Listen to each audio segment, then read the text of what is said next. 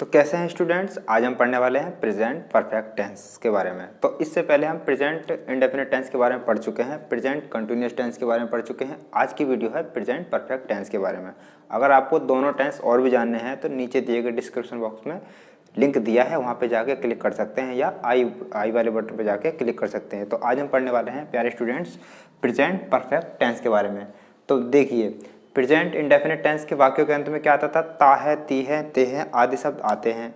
और उसके बाद मैंने कहा है प्रेजेंट कंटिन्यूअस टेंस के बारे में। तो प्रेजेंट कंटिन्यूअस टेंस के वाक्यों के अंत में क्या आता है, रहा है, रही है, रहे हैं। लेकिन आज हम चर्चा करते हैं प्रेजेंट परफेक्ट टेंस। देखिए, जिन वाक्यों में किसी कार्य के समाप्त होने का पता चलता है, अर्थात इन वाक्यों के अंत में चुका है, चुकी है, चुके हैं, लिया है, दिया है या किया है आदि शब्द आते हैं। तो मेन चीज़ें जो पीछे के सेंटेंस के जो होते हैं, इसमें क्या आता है, तो देखिए जिन वाक्यों में किसी काम के समाप्त होने का पता चलता है। मान लीजिए वह घर जा चुकी है, इसका मतलब ये कह रहा है काम समाप्त उसने कर लिया, वह घर जा चुकी है।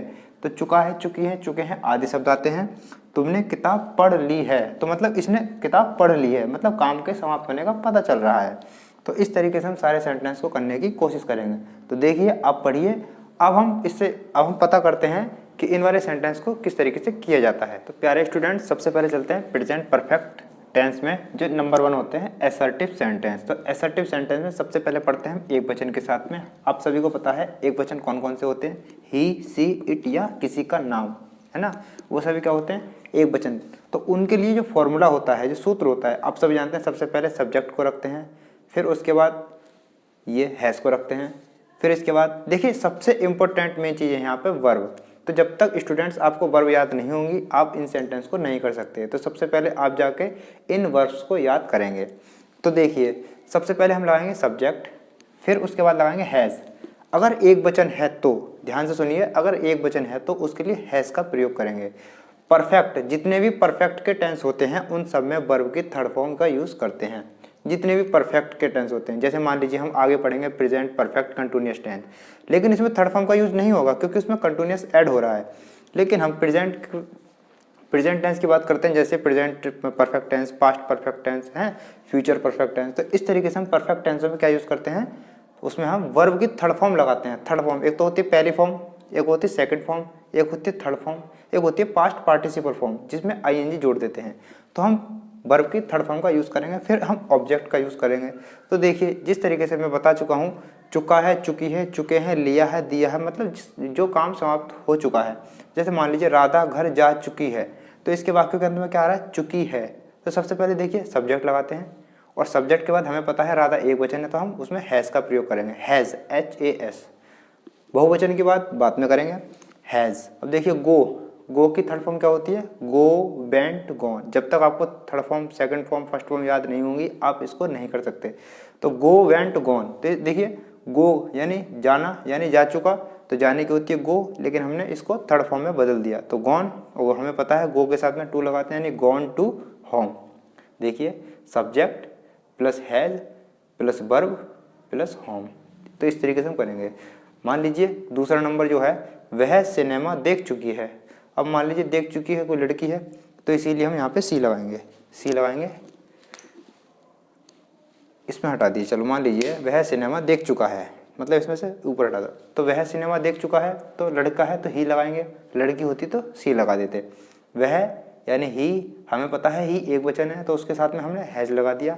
फिर हमें पता है देखना, देखने की होती है प्यारे बच्चों सी, क्या होती है प्यारे स्टूडेंट्स, सी।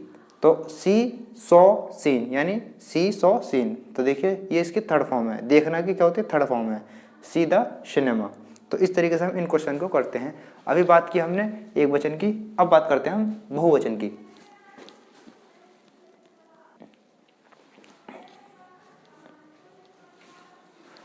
तो अब देखिए स्टूडेंट्स, अब बात करते हैं एक वचन में बहुवचन की बात, सॉरी असर्टिव सेंटेंस में बहुवचन की बात। अब देखिए बहुवचन के साथ में क्या आता है, बहुवचन आप सभी को पता है क्या होते हैं, प्लूरल्स होते हैं। प्लूरल्स होते हैं आई, वी, यू, दे या कोई बहुवचन, है ना। इस तरीके से मान लीजिए कोई बहुत सारी चीज़ें हैं, बहुत सारी, तो उसके लिए क्या लगाएंगे, बहुवचन। अब जैसे मान लीजिए बहुवचन में क्या करते हैं, हम सिर्फ हैव लगा देते हैं, हैज़ की जगह हैव लगा देंगे। तो subject plus have plus verb की थर्ड फॉर्म। स्टूडेंट्स ये जो थर्ड फॉर्म है ना, ये बहुत ही इंपॉर्टेंट है, तो आप इनको बार बार याद कीजिए। प्लस ऑब्जेक्ट, तो इस तरीके से हम करते हैं।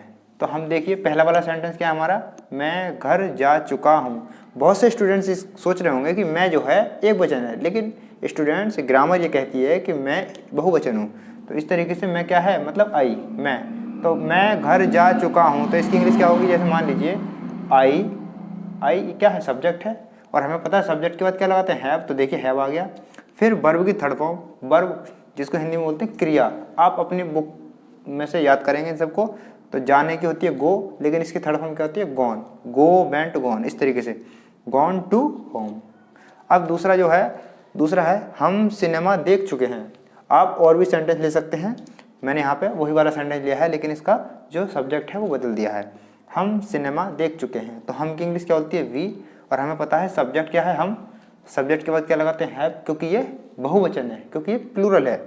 वी हैव, देखिए सी, सी की थर्ड फॉर्म क्या होती है, seen, see saw seen, seen the cinema. Cinema क्या है, इसमें ऑब्जेक्ट है ना, देख चुके सब वो है वर्ब, और हम जो है इसमें सब्जेक्ट है। तो इस तरीके से हम असर्टिव सेंटेंस करेंगे जिसमें एक वचन और बहुवचन होता है। अब बात करते हैं हम नेगेटिव। तो स्टूडेंट्स अब नंबर 2 सेंटेंस की बात करते हैं जिसमें नेगेटिव सेंटेंस है। और आप सभी जानते हैं कि नेगेटिव सेंटेंस वो सेंटेंस होते हैं जिस सेंटेंस के बीच में नॉट आ जाता है, हिंदी के सेंटेंसों में नहीं आ जाता है। ये देखिए इसमें नॉट आएगा, तो देखिए इसके बनाने के लिए ये जो फॉर्मूला होता है वो क्या होता है, फॉर्मूले का मतलब सबसे पहले क्या लगाते हैं, फिर उसके बाद क्या लगाते हैं, फिर उसके बाद क्या लगाते हैं। तो हम सभी जानते हैं सबसे पहले हम सब्जेक्ट लगाएंगे, क्या लगाएंगे, सब्जेक्ट लगाएंगे। सब्जेक्ट के बाद आप सभी जानते हैं कि हैज़ और हैव लगाते हैं। अब देखिए मैंने यहाँ पे हैज़ और हैव क्यों लिखा, अगर एक वचन होगा तो हैज़ लगा देंगे, बहुवचन होगा तो हैव लगा देंगे। इसके बाद हम नॉट लगाते हैं, इंग्लिश बनाते समय सेंटेंस की हैज़ और हैव के बाद नॉट लगाते हैं। फिर उसके बाद हम वर्ब की थर्ड फॉर्म का यूज़ करते हैं। देखिए चाहे नेगेटिव हो, चाहे इंटरोगेटिव हो, चाहे असर्टिव सेंटेंस हो, इसको बनाने के लिए सबसे पहले हम वर्ब की थर्ड फॉर्म का ही यूज़ करेंगे सभी में, चाहे वो असर्टिव सेंटेंस हो, चाहे वो नेगेटिव सेंटेंस, मतलब चाहे कोई सा भी सेंटेंस हो। इस वाले टेंस की बात कर रहा हूँ मैं अभी फिलहाल। फिर उसके बाद हम ऑब्जेक्ट लगाएंगे, बिल्कुल कुछ नहीं है, सब कुछ है। मान लीजिए पहला जो सेंटेंस है वो ये है कि बच्चों ने खाना नहीं खाया है, बच्चों ने खाना नहीं खाया है। तो हम इस फॉर्मूला के अकॉर्डिंग चलेंगे। सबसे पहले हम सब्जेक्ट रखेंगे, सब्जेक्ट क्या है हमारे पास, बच्चे, बच्चे बहुत सारे हैं, तो देखिए चिल्ड्रन। चिल्ड्रन के बाद जब बहुत सारे हैं यानी बहुवचन है, तो मैं बता चुका हूँ बहुवचन के लिए हैव लगाएंगे हम। अगर यहाँ पे एक वचन होता तो हैज लगाते, लेकिन यहाँ पे बच्चे हैं बहुत सारे हैं, उसके लिए हमने हैव लगा दिया। फिर हमें पता है कि हैव और हैज़ के बाद क्या लगाते हैं, नॉट लगाते हैं, तो हमने हैव के बाद नॉट लगा दिया। हमें पता है नॉट के बाद वर्ब की थर्ड फॉर्म लगाते हैं, तो देखिए ईट माने होता है प्यारे बच्चों खाना, सॉरी प्यारे स्टूडेंट्स खाना, तो ईट की थर्ड फॉर्म क्या होती है, ईट इन, तो देखिए ईट इन मैंने लगा दिया, ईट इन द फूड, तो ये हमारा राइट आंसर हो गया। अब दूसरा है प्यारे स्टूडेंट्स, हम ताजमहल नहीं देख चुके हैं, तो देखिए इसमें वाक्य के अंत में क्या है, चुके हैं, चुके हैं, तो इसमें क्या है, खाया, मतलब कोई भी काम हो चुका है। इसकी जो इंग्लिश होगी देखिए सबसे पहले क्या लगाएंगे, सब्जेक्ट, सब्जेक्ट क्या है, हम की इंग्लिश क्या होती है, वी, और हमें पता है जब ये वी बहुवचन है तो बहुवचन के लिए क्या लगाएंगे, हैव, और हमें पता है हैव ये हो या हैज़ हो, उसके बाद क्या लगाएंगे, नॉट, क्योंकि नेगेटिव सेंटेंस है तो नॉट। नॉट के बाद हमने क्या लगाते हैं, देखिए नॉट के बाद हमने लगाया वर्ब की थर्ड फॉर्म। वर्ब क्या होती है, हम सभी जानते हैं कि खाना पीना, हंसना, गाना, रोना, देखना, चिल्लाना, ये सभी क्या होती हैं, वर्ब होती हैं। आप सबसे पहले वर्ब को याद करेंगे, first form, second form, third form और आईएनजी वाली फॉर्म होती हैं। तो नॉट के बाद सीन लगाया, क्योंकि सी जो होती है फर्स्ट फॉर्म होती है, और सी की थर्ड फॉर्म क्या होती है, सीन, सेकंड फॉर्म होती है show, SAW, she show seen, तो सीन द ताजमहल। तो इस ताजमहल क्या है, ऑब्जेक्ट है हमने, ठीक है। अब इसी तरीके से हम तीसरे वाले सेंटेंस की बात करते हैं, वह खाना नहीं खा चुका है, मतलब वह लड़का है यानी एक वचन है, और हमें जानते हैं कि एक वचन के लिए क्या लगाते हैं प्यारे स्टूडेंट्स, हैज़, तो अब हम हैव नहीं लगाएंगे, मतलब इन दोनों में से कोई एक लगाएंगे, एक वचन आएगा तो हैज़, बहुवचन आएगा तो हैव। तो वह खाना नहीं खा चुका है, तो इसकी क्या होगी, देखो सबसे पहले सब्जेक्ट लगाएंगे, सब्जेक्ट हमारे पास ही के बाद हैज़, नॉट, नॉट, खा चुका यानी खाने की होती है ईट, जिसकी थर्ड फॉर्म होती है ईटिन, क्या खाया, खाना, द फूड। तो इस तरीके से हम नेगेटिव सेंटेंस को ये करने की कोशिश करेंगे। तो इसमें एक वचन भी आ गया, बहुवचन भी आ गया। मैं समझा चुका हूँ एक वचन कौन कौन से होते हैं, बहुवचन कौन कौन से होते हैं। तो अब हम बात करते हैं नेगेटिव सेंटेंस के बाद करते हैं इंटरोगेटिव सेंटेंस। तो चलिए स्टूडेंट्स, अब बात करते हैं नंबर 3 इंटरोगेटिव सेंटेंस की। हम इससे पहले सबसे पहले पढ़ चुके हैं असर्टिव सेंटेंस, दूसरे नंबर का पढ़ा हमने नेगेटिव सेंटेंस। अब तीसरे नंबर का जो पढ़ेंगे प्यारे स्टूडेंट्स, वो पढ़ेंगे हम इंटरोगेटिव सेंटेंस। इंटरोगेटिव सेंटेंस वो होते हैं जिसमें सबसे पहले क्या वर्ड आ जाता है, मतलब क्या, जैसे क्या चंद्रमा निकल चुका है, क्या तुम आम खा चुके हो। तो इस तरीके के सेंटेंस कुछ होते हैं। देखिए कब, क्यों, कैसे जो बीच में आते हैं, कब, क्यों, कैसे वाले जो वाक्य होते हैं वो भी इंटरोगेटिव होते हैं, लेकिन वो बीच में आते हैं। चंद्रमा कब निकल चुका है, चंद्रमा कैसे निकल चुका है ना, तुम आम कैसे खा चुके हो। तो इस तरीके की बातें हम इसके बात करेंगे।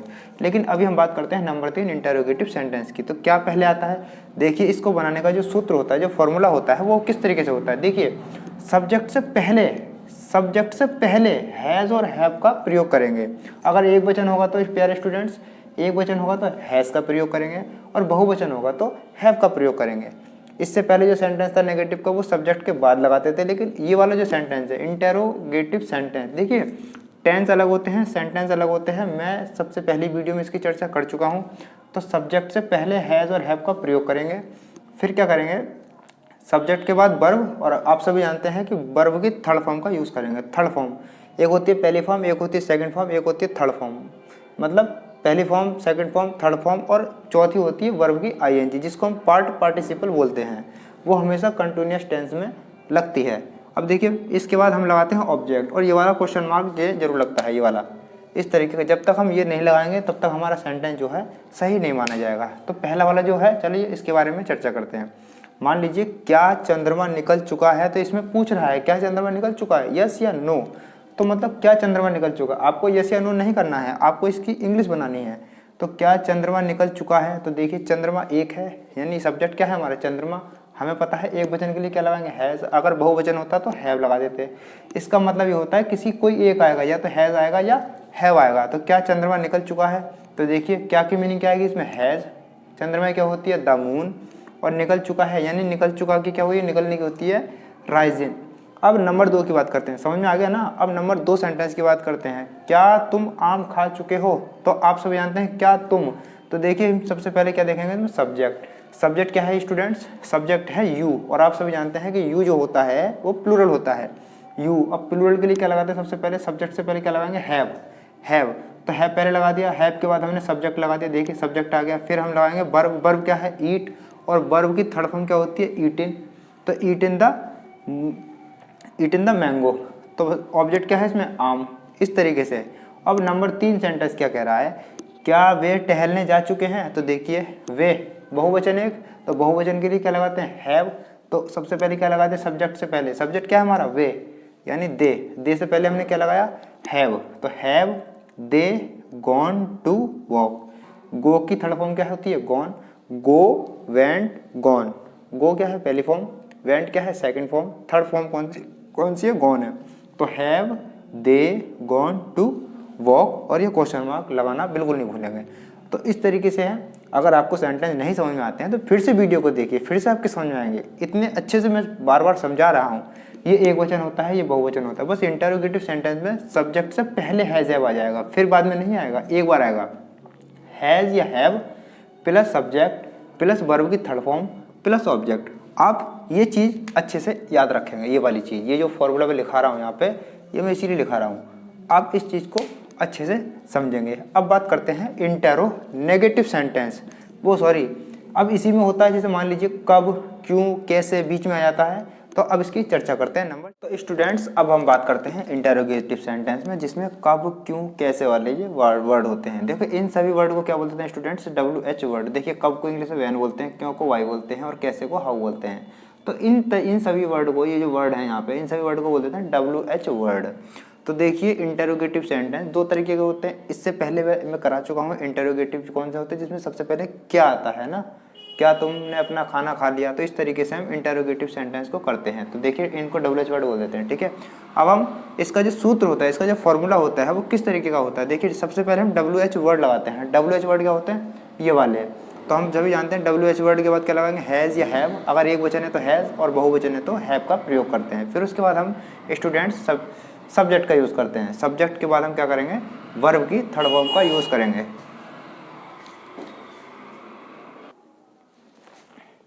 फिर उसके बाद हम क्या करेंगे, वर्ब की थर्ड फॉर्म का यूज़ करेंगे, फिर हम ऑब्जेक्ट का यूज़ करेंगे। तो देखिए हमने जो एग्जाम्पल लिए हैं वो ये वाले हैं, तुम्हारे अध्यापक ने तुम्हें क्यों पीटा है। तो देखिए सबसे पहले हम क्यों पीटा है, तो इसमें सबसे पहले आ गया ये क्यों। जो क्यों जो है वो WH वर्ड है। आप सब जानते हैं WH वर्ड क्या होता है, कब, क्यों, कैसे, इस तरीके के वर्ड क्या होते हैं, WH वर्ड। तो देखिए सबसे पहले हम WH वर्ड हमने लिख लिया यहाँ पे कब यानी क्यों, सॉरी क्यों, वाई। फिर हम हैज़ या हैव को लगाएंगे। तो देखिए तुम्हारे अध्यापक का मतलब होता है तुम्हारे अध्यापक, यानी किसी एक से पूछना है तुम्हारे अध्यापक ने तुम्हें क्यों पीटा, मतलब एक ही व्यक्ति से पूछना है कि तुम्हारे अध्यापक ने क्यों पीटा।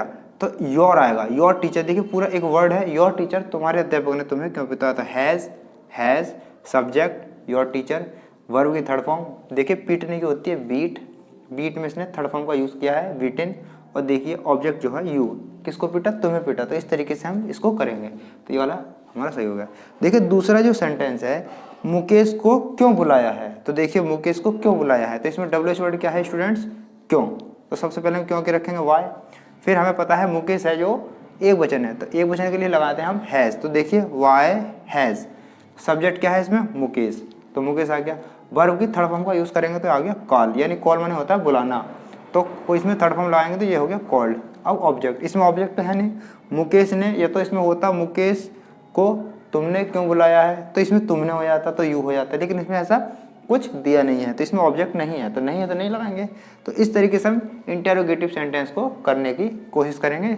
एक बार फिर से देखिए, फिर से आपके समझ में आएगा। तो स्टूडेंट्स अब बात करते हैं नंबर 4 जो है इंटेरोनेगेटिव सेंटेंस। देखिए इसमें इंटेरोगेटिव भी आएगा और नेगेटिव भी आएगा, तो हम इंटेरोनेगेटिव की बात करते हैं। अगर मान लीजिए कब, क्यों, कैसे WH वर्ड के साथ साथ अगर नॉट भी पूछ ले, जैसे ये जो है हिंदी, मुकेश आज क्यों नहीं खेला है, तो देखिए इसमें क्यों भी आ गया और इसमें नहीं भी आ गया, तो इसको, इन सेंटेंस को बोल देते हैं इंटेरोनेगेटिव सेंटेंस। तो इसको बनाने का जो फॉर्मूला होगा, तो देखिए इसमें सबसे पहले WH वर्ड लिखते हैं, ये वाले वर्ड लिखते हैं व्हेन, व्हाई, हाउ, इस तरीके के वर्ड को लिखते हैं। फिर उसके बाद हम लिखते हैं हैज़ या हैव, अगर एक वचन है तो हैज़ और बहुवचन है तो हैव का प्रयोग करेंगे। फिर उसके बाद हम करेंगे सब्जेक्ट का प्रयोग, फिर सब्जेक्ट के बाद हम नॉट का प्रयोग करते हैं। यहाँ पे ये इंपॉर्टेंट चीज़ देखने लायक है कि सब्जेक्ट के बाद हम नॉट का प्रयोग करते हैं। फिर उसके बाद नॉट के बाद लगाएंगे हम वर्ब की थर्ड फॉर्म यानी क्रिया, खाना पीना, हंसना, गाना, रोना, इस तरीके की जो वर्ब होती हैं ये सभी लगाएंगे। फिर हम ऑब्जेक्ट लगाते हैं, फिर हम क्वेश्चन मार्क को लगा देंगे। जैसे मान लीजिए मुकेश आज क्यों नहीं खेला है, तो देखिए सबसे पहले हम क्या लगाएंगे WH वर्ड, क्योंकि इसमें ये क्यों आ रहा है। तो देखिए WH वर्ड क्यों की मीनिंग क्या होती है, WHY यानी वाई के बाद हैज़ क्यों लगाया, क्योंकि ये मुकेश एक है, इसीलिए हम एक वचन के लिए लगाते हैं। फिर हम स्टूडेंट्स सब्जेक्ट के लिए लगाते हैं, सब्जेक्ट क्या है यहाँ पे, मुकेश यानी मुकेश क्या है, सब्जेक्ट है। फिर उसके बाद नॉट का यूज़ करेंगे, तो देखिए मुकेश के बाद क्या लगाया हमने, नॉट लगाया। और हमें पता है वर्ब की थर्ड फॉर्म यानी खेलने क्या होती है, प्ले, PLAY, इसमें हमने ED लगा दिया तो होगी थर्ड फॉर्म प्लेड। 100 में से लगभग 80% जितनी भी वर्ब होती हैं उन सभी में ED लगा होता है, लेकिन कुछ वर्ब ऐसी होती है जिसमें ED नहीं लगा होता है, तो इस तरीके से। और हमें पता है फिर बाद में क्या लगाते हैं, ऑब्जेक्ट हमारा क्या है, आज, मतलब टुडे। तो इस तरीके के हम सेंटेंस स्टूडेंट सभी करते हैं। अगर आपको यह वीडियो अच्छी लग रही है तो आप अपने दोस्तों के साथ शेयर करेंगे और लाइक करेंगे और कमेंट में मुझे बताएंगे कि आप ये सेंटेंस पढ़ने के बाद आपको कितने आए या कितने नहीं आए। तो प्यारे स्टूडेंट्स देखिए आज हमने पढ़े प्रेजेंट परफेक्ट